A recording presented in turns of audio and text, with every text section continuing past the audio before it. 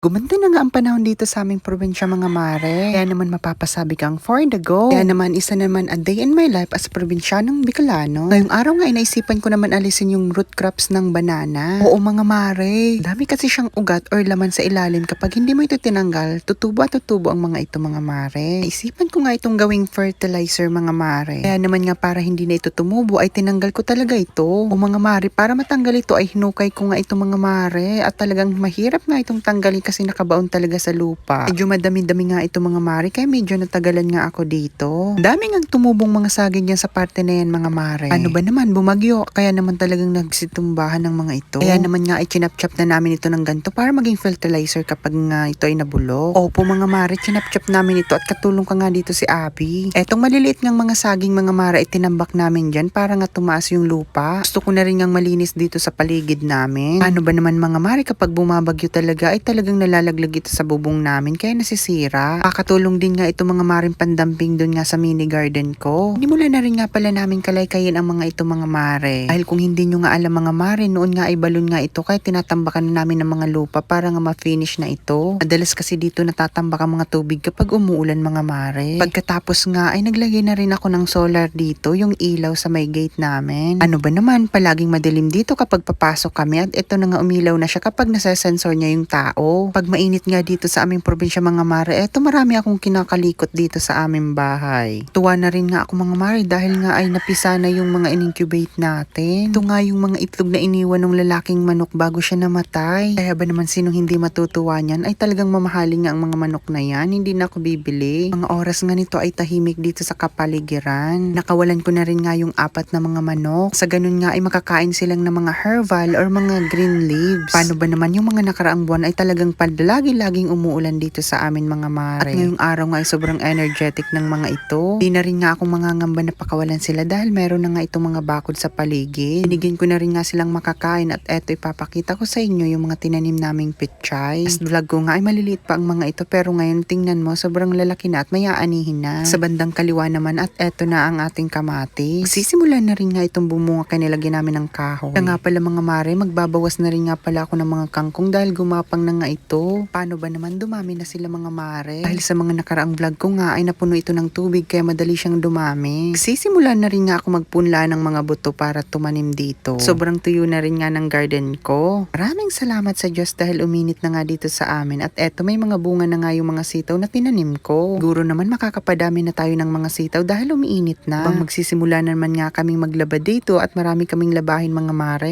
pasensyahan nyo na yung place namin. Dami kasi ditong tao sa bahay kaya marami kaming labahin.